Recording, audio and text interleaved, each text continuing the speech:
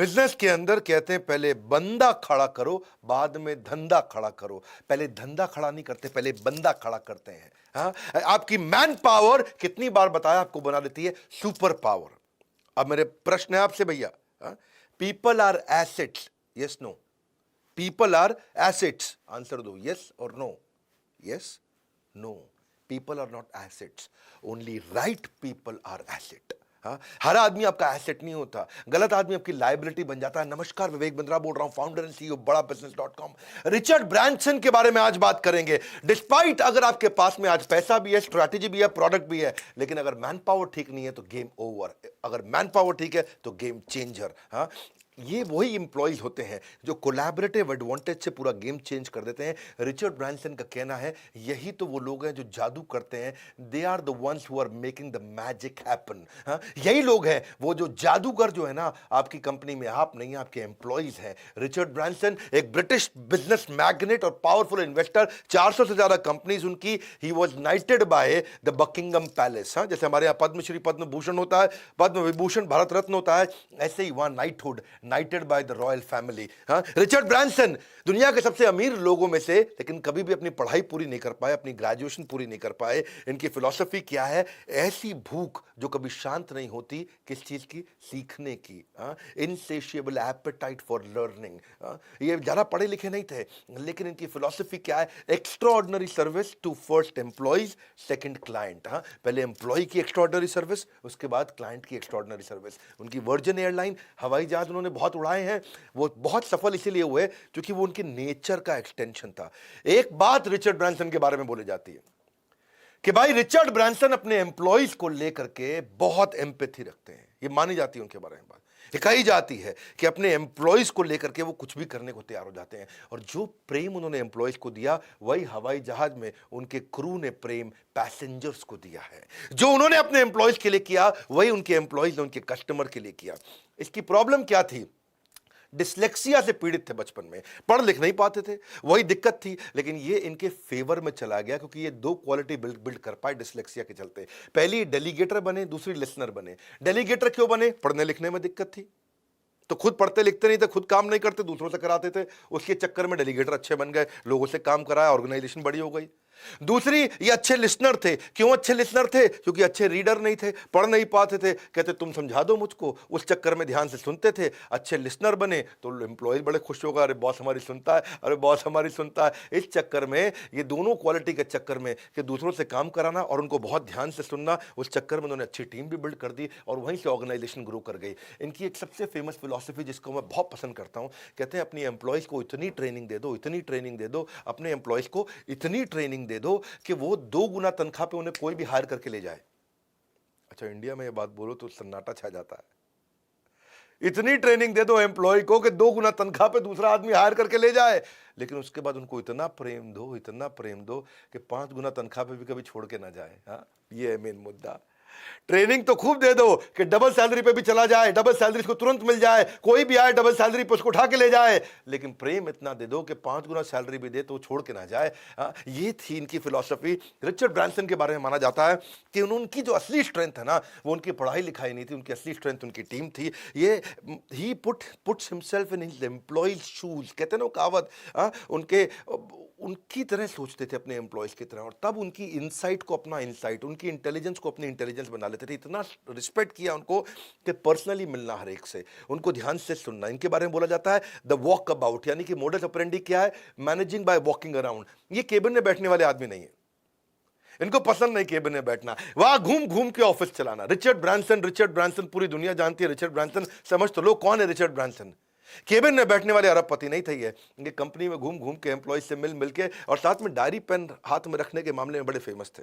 जब भी कोई एम्प्लॉय कोई फीडबैक दे, कोई करेक्शन दे, कोई सजेशन दे, उसको लिख लेते थे, उस पर एक्शन लेते थे। तो अपने एम्प्लॉयज से पहला कस्टमर, इनको एम्प्लॉय को पहला कस्टमर मानते थे, बाजार का कस्टमर को सेकंड कस्टमर मानते थे। इतना उनके साथ में उनको ऑब्जर्व करना, और इससे फायदा क्या हुआ? एम्प्लॉयज को यह लगा कि ये रिचर्ड ब्रांसन हमारी टीम के पार्ट है, ये नहीं कि दूर से केबिन से हमको देख रहे हो, टीम का हिस्सा बन गए हैं। वो फीलिंग ने एम्प्लॉयज को बहुत ओनरशिप का फीलिंग दिया। अगली लर्निंग आपको इनकी बताता हूं, जो इनकी मां ने इनको बचपन में दी। इनका जो लीडरशिप स्टाइल है, वो उनकी माँ के कारण आया। हाँ, तो प्यारी माँ वो क्या कहती थी इनको, जब भी रिचर्ड ब्रांसन किसी के बारे में बुरा बोले, जब भी किसी के बारे में बुरा भला कुछ कहें, तो माँ क्या कहे, शीशे के सामने खड़े होकर कहो और अपने चेहरे को देखो।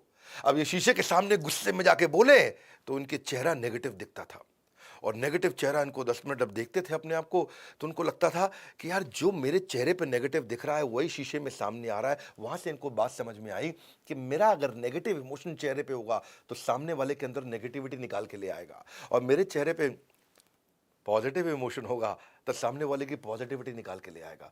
ये बड़ी लर्निंग इनको बोले जीवन भर मेरे को बहुत काम आई। रिचर्ड भाई का कहना था कि जिंदगी भर ये लर्निंग मुझे बहुत काम आई कि जो मेरे चेहरे पे इमोशन होगा वो सामने वाले की जिंदगी में निकल के आ जाता है। मैं अगर चेहरे से पॉजिटिव हूं तो मेरा एम्प्लॉय भी अंदर से पॉजिटिव उठ के आता था, और मैं अगर चेहरे से नेगेटिव हूं तो एम्प्लॉय भी ये इनकी माँ ने इनको प्रैक्टिस कराया बचपन में, शीशे के सामने गुस्सा करो खड़े होकर के, पता चलेगा तुम दिखते कैसे हो। ये अपने आप को देख के घबरा गए, वहां से इनको बात समझ में आई। ये माँ का लीडरशिप लेसन जिंदगी भर इनको बहुत काम आया। ये बोलते जिंदगी भर इतना काम आया, कहते हैं कि उसके बाद जब मैं लीडर सिलेक्ट करता हूं अपनी कंपनी का, तो ऐसे लीडर सिलेक्ट करता हूं जिसके चेहरे पे एंथुसियाज्म हो, मुस्कुराहट हो, उसके बाद पूरी कंपनी अपने आप मुस्कुराने लगती है।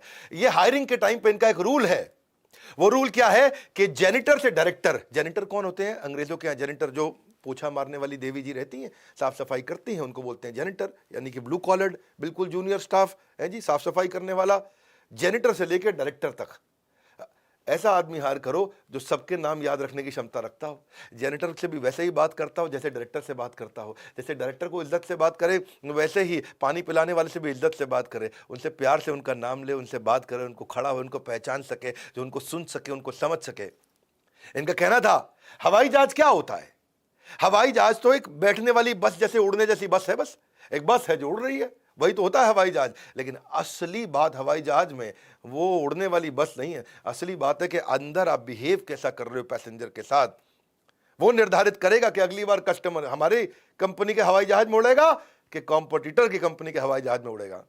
ये बात, हाँ, it is the people who will make your journey pleasurable और सैड, और वही हैप्पी कस्टमर से, हैप्पी एम्प्लॉय से, क्षमा चाहता हूं, हैप्पी कंपनी बनती है, और डिप्रेस्ड एम्प्लॉय से एक डिप्रेस्ड कंपनी बन जाती है, यानी कि सैड एम्प्लॉय से सैड कंपनी बनती है। और अगर ये कहते हैं कि अगर किसी ऐसे आदमी को ले आओ जिसके चेहरे पे हर समय नेगेटिविटी रहेगी तो वो पूरी कंपनी को नेगेटिव बना बैठेगा। रिचर्ड ब्रांसन अपनी कंपनी के सीईओ को हायर करने से पहले ये चीज बड़ा नोटिस करते थे कि जेनिटर से डायरेक्टर ये सब पे कैसे ध्यान देता है, सबसे कैसे बात करता है। इसीलिए इनकी फिलॉसफी क्या है, सबसे पहले मेरा एम्प्लॉय, उसके बाद नंबर 2 है मेरा कस्टमर, उसके बाद नंबर 3 है मेरा इन्वेस्टर, क्योंकि धंधे में दिक्कत आएगी सबसे पहले तो इन्वेस्टर भाग जाता है, उसके बाद कस्टमर, फिर एम्प्लॉय। तो कहते हैं कस्टमर और एम्प्लॉय को पहले साथ में रखो, और कस्टमर कब रहेगा, जब एम्प्लॉय साथ होगा। बड़ा अच्छा सीक्वेंस उन्होंने बनाया। इनकी एक और फिलॉसफी बड़ी सुंदर कि वर्क प्लेस को ना, वर्क प्लेस को वर्क पैलेस बना दो, वर्क पैलेस बना दो, ऐसा बना दो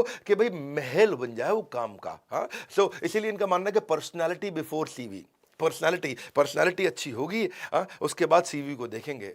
आदमी खुश रहना चाहिए, क्योंकि इनका मानना है कि 80% समय तो आप ऑफिस में बताते हो, घर पे रह करके आपको फन करना, मजा करना अच्छा लगता है, तो फिर वही ऑफिस में क्यों नहीं किया जा सकता। हाँ, अगर वो घर किया जा सकता है घर पे, तो वो ऑफिस में भी किया जाना चाहिए। तो ऑफिस में कुछ ऐसा करो कि हर समय एनर्जी बनी रहे, एक्साइटमेंट बनी रहे। हाँ, so that people who are eager to have fun at work place, वो सब लोगों को हमेशा इंथ्यूज रखते हैं, हाई एनर्जी रखते हैं, और यही स्ट्रेंथ है इनकी। इसलिए हायरिंग करते वक्त भी इनके बड़े अच्छे टिप्स हैं। चलिए इनकी हायरिंग के टिप को समझो। पहला, मेरी ताकत क्या है और मेरी कमजोरी क्या है। दूसरा, मेरी टीम की ताकत क्या है और उनकी कमजोरी क्या है। तीसरा, ऐसे लोग हायर कर लो जो हमारी ताकत को की जरूरत नहीं है, जो हमारी कमजोरी है उसको आगे पूरा कर जाए। खत्म, simple, balance out the weakness. पहला, मेरी ताकत कमजोरी क्या है, अब ये मेरी कमजोरी है, उसके लिए मैं। दूसरा, मेरे टीम मेंबर की ताकत कमजोरी क्या है, क्या ये मेरी कमजोरी को फुलफिल कर सकता है अपनी ताकत से, बस इसको बैलेंस आउट कर दो, simple. Secret of success lies not in doing your work, but by recognizing a right person who can do on your behalf. ऐसे आदमी को ढूंढो जो आपके लिए काम कर सकता है। Hire people who are better than you. Look for people who aim for remarkable work. जो एक्स्ट्रॉर्डिनरी काम करना चाहते हैं, इच्छा रखते हैं, जिनके नेचर में, प्रकृति में बहुत जबरदस्त काम करना, जिनको एवरेज के साथ एलर्जी हो गई है। हमें बीमारी है बड़ा बिजनेस कंपनी में। हाँ, एवरेज क्या है, एलर्जी टू एवरेज। हमारे को बड़ी बीमारी है, हमारे को एकदम एलर्जी हो चुकी है एवरेज से। एवरेज काम नहीं करना, एक्स्ट्रॉर्डनरी करना है। ज़्यादा थोड़ा समय लगेगा, कोई बात नहीं, काम करेंगे एक्स्ट्रॉर्डनरी। मैं 5 पॉइंट का फॉर्मूला मेरा वाला देता हूँ, मैं क्या फॉर्मूला यूज़ करता हूँ। आज मेरे ख्याल है ट्रेनिंग कंपनीज के अंदर न केवल एशिया बल्कि पूरे वर्ल्ड के अंदर इतना बड़ा टीम साइज, इतने सारे ऑफिस, इस लेवल का रेवेन्यू लीड करने वाली बिजनेस ट्रेनिंग कंपनी शायद पूरी दुनिया में हम अकेले ही हैं। और मैं कैसे कर पाया, मेरी सफलता के राज क्या है, मेरे 5 स्टेप जो मैंने शुरू से आज तक फॉलो किए। पहला स्टेप क्या है, मैं हमेशा सही लोगों को हायर करता हूँ, टॉप क्लास लोगों को हायर करता हूँ, दैट स्टेप 1। हाँ, उसके बाद सेकंड, ए कैटेगरी आदमी, बी कैटेगरी नहीं चाहिए, सी कैटेगरी नहीं चाहिए, leadership A category, top class आदमी। सेकंड स्टेप, अब वो लीडर आ गया, वो ए कैटेगरी है, सॉलिड है, बुद्धिमान है, अब उसके साथ बैठ करके को क्रिएट करेंगे। बताओ भैया कहाँ पे जाना है, क्या स्टेप्स लेंगे, कैसे वहां पहुंचेंगे। उनके साथ मिलकर जॉइंटली को क्रिएट कर लिया, डायरेक्शन क्या होगी, हमारी कंपनी इस डायरेक्शन में चलेगी, ये रेवेन्यू करेगी, ये प्रोडक्ट बनाएगी, ये कस्टमर को ऐसे एक्वायर करेगी, ये कस्टमर को एक्वायर करने का तरीका है, ये मार्जिन होंगे, ये कॉस्टिंग होंगी, इस तरीके से चलेंगे।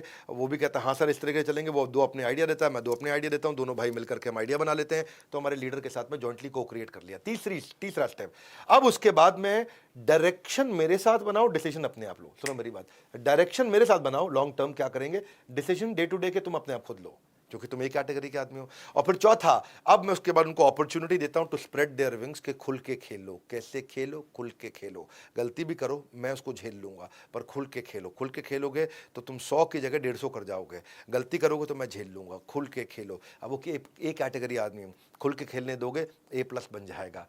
सी कैटेगरी आदमी को खुल के मत खेलने देना, ए कैटेगरी वाले को खुल के खेलने दो, गेम चेंज करेगा। और इसके बाद मेरा 5वां स्टेप क्या है, ये काम करने के पीछे मैं कॉम्पनसेशन लगा देता हूं बहुत अच्छी, सैलरी भी अच्छी, ईसॉप भी अच्छा, इंसेंटिव भी अच्छे। बढ़िया सैलरी दो, बढ़िया शेयर होल्डिंग दो, बढ़िया इंसेंटिव दो। अब देखो उसके बाद, अब मुझे उसके बाद कुछ नहीं करना है, मैं वहां से फ्री हो गया और अब मैं नए प्रोजेक्ट में घुसता हूं और जहां से मैं नया रेवेन्यू स्ट्रीम क्रिएट करता हूं। तो ये थी my 5 point formula of delegation. When you delegate task you will create follower, but when you delegate authority you will create leaders. तो टास्क के साथ, रिस्पॉन्सिबिलिटी के साथ अथॉरिटी भी दे दो, लीडर क्रिएट कर दोगे। डेलीगेशन जो है ना, वो चीज़ है कि आप मेरे बिहाफ पे, मैं किसी और को काम करने देता हूं, लेकिन मैं आपको रूल दे दूं भैया। रूल क्या है डेलीगेशन का, अगर कोई आदमी 70-80% तक भी ठीक कर दे, आपके मुकाबले 70-80% भी कर दे, तो डेलीगेट कर दो। अब तुम मत करना, उसी को करने दो, ये रूल है। वरना life is too short to do everything by your own self. तो इसीलिए choose the right person to delegate, उसे अच्छे से क्लियरली कम्युनिकेट कर दो कि भैया करना क्या है। तो यही है समझने वाली बात कि बड़ा बिजनेस में भी employees are our first asset. हम पीपल फर्स्ट ऑर्गेनाइजेशन है। हमारा मानना है कि always treat your employee as if you want to treat your best customer. Best customer से आप कितना प्रेम से बात करते हैं, एम्प्लॉय से भी वैसे ही करिए। वही बात है जी, वर्क प्लेस को वर्क पैलेस बना दीजिए। वर्क लाइक प्रोफेशनल, लेकिन रिश्ता लाइक फैमिली है जी। काम करो प्रोफेशनल की तरह, रिश्ता बनाओ परिवार की तरह, तभी बात बनती है। ट्रांसपेरेंट, ओपन और रिवॉर्डिंग कल्चर होना चाहिए। इसीलिए हमारी कंपनी में हमने मेरिटोक्रेसी को सबसे ऊपर रखा है। मेरिट पे आगे बढ़ेगा भाई, ये नहीं कि चाचे का लड़का कि मामे का लड़का कहाँ से आ रहा है भैया, हमारे गाँव से आया है, वो नहीं चलेगा। अचीवर्स अवार्ड हमने लॉन्च किया with smile on face. Meritocracy का मतलब है कि भाई अगर तुम्हारे में दम है ना और तुम कुछ कर सकते हो, तो बड़ा बिजनेस छोड़ के जाने की जरूरत नहीं पड़ेगी जीवन में। हमारे यहाँ पे अचीवर्स अवार्ड जो है हर क्वार्टर में दिया जाता है एम्प्लॉयज़ को। और कैसे दिया जाता है, उनका डेटा पे दिया जाता है। कोई ये नहीं कि लड़का ठीक लग रहा है, ईमानदार लग रहा है शक्ल से, वैसा नहीं। सब कुछ डेटा ड्रिवन होता है, जिससे लोग बड़े मोटिवेटेड रहते हैं, एक्नॉलेज फील करते हैं, दे फील वैल्यूड और बड़ा अच्छा काम करते हैं। बड़ा बिजनेस में हम बहुत हायरिंग कर रहे हैं। मैं आपको हायरिंग से पहले ज़रा बता देता हूं, अगर आपकी इच्छा है कि आप हमारी कंपनी में जॉब के लिए अप्लाई करना चाहते हैं, मेरे साथ मिलकर काम करना चाहते हैं, 2-3 बातें ध्यान से सुनिए कि एक एम्प्लॉय को हम फॉलोअर से कॉन्ट्रीब्यूटर और कॉन्ट्रीब्यूटर से टीम लीडर और टीम क्रिएटर तक लेके जाते हैं, और कैसे वो टॉप लेवल तक जाता है। हमारे यहाँ बहुत सारे एम्प्लॉयज ऐसे हैं जो कई सालों से हमारे साथ हैं, कभी छोड़ के नहीं जाते हैं। तो एक KPI ड्रिवन कंपनी बना दी है। उसको पहले से ही पता रहता है कि मैं क्या करूंगा, मुझे अवार्ड कैसे मिलेगा, मेरी ग्रोथ कैसे होगी, बड़ी क्लैरिटी रहती है। उसको 5 में से रेटिंग दिया जाता है हर क्वार्टर के अंदर। उसको वो खुद अपने आप को भी रेटिंग देता है, उसका बॉस भी उसको भी रेटिंग देता है। सब्जेक्टिविटी नहीं, कंप्लीटली डेटा ड्रिवन है, कोई पर्सनल बायस हो नहीं सकता। ट्रांसपेरेंसी और विश्वास के चलते चलता है। हमने भी बड़ा प्रयास किया कि एम्प्लॉयज की हेल्थ पे भी ध्यान दे, वो बड़ा इंपॉर्टेंट है। इसलिए हमने कंपनी के अंदर बड़ा जिम भी क्रिएट किया है, बहुत सुंदर जिम है। कभी आप आएंगे आप हमारे ऑफिस में इंटरव्यू देने, तो आप जाकर के जिम देखिएगा कैसा है। स्पोर्ट्स डे मनाते हैं, फैमिली डे मनाते हैं, एम्प्लॉयज़ की इंश्योरेंस करते हैं, उनको वैक्सीनेट करा के रखते हैं, सारे फेस्टिवल सेलिब्रेट करते हैं। और जब कोविड की वेव आई थी तो लोगों ने तनख्वाहें काटी, लोगों को नौकरी से निकाला, हमने लोगों की तनख्वाहें बढ़ाई, उनको इंसेंटिव दिया, वेरिएबल दिया, एक दिन आज तक तनख्वाह डिले नहीं करी। अगर 30 तारीख का महीना है तो 30 तारीख की दोपहर को तनख्वाह आ जाती है, ये नहीं कि 1 तारीख तक भी वेट कराएंगे।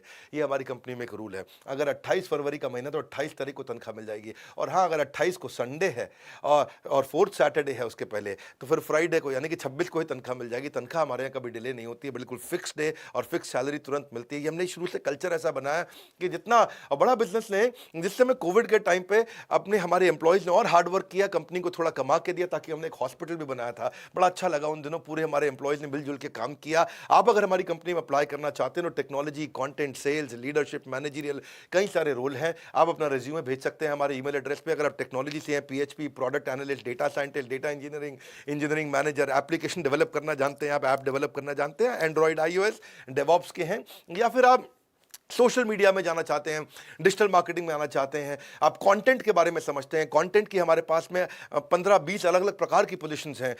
आप वीडियो बनाना जानते हैं, एडिटर हैं, एनिमेटर हैं, आप कॉपी राइटर हैं, सेल्स के ट्रेनर हैं, सेल्स करना जानते हैं, कॉल सेंटर में ज्वाइन करना चाहते हैं, गेस्ट कोऑर्डिनेशन करना चाहते हैं, careers@badabusiness.com, आइए हमारे यहाँ जाकर के ज्वाइन करिए। और रिचर्ड ब्रांसन की अमेजिंग स्टोरी, लोग, आप अगर एम्प्लॉई हैं तो अपने बॉस को भेज दीजिए, उसको भी दिखाइए वीडियो, हो सकता है वो बड़ा इंस्पायर्ड फील करें। अगर आपके पापा फैक्ट्री चलाते हैं, बिजनेस चलाते हैं, उनको भेजिए। नहीं तो अपने कुछ दोस्तों में, अपने सर्कल में भेजिए, क्योंकि लोग छोड़ के चले जाते हैं, बड़ा परेशानी होती है छोटे बिजनेस के अंदर। ये आइडिया हो सकता है लोगों को काम आए। हमारे साथ जुड़े रहने के लिए, कमेंट बॉक्स में आके चर्चा करने के लिए, नए हैं तो सब्सक्राइब आपने कर दिया होगा, world's number 1 entrepreneurial YouTube channel. हमारे साथ जुड़े रहने के लिए आप सबका हृदय की गहराई से प्रेम पूर्वक बहुत बहुत धन्यवाद।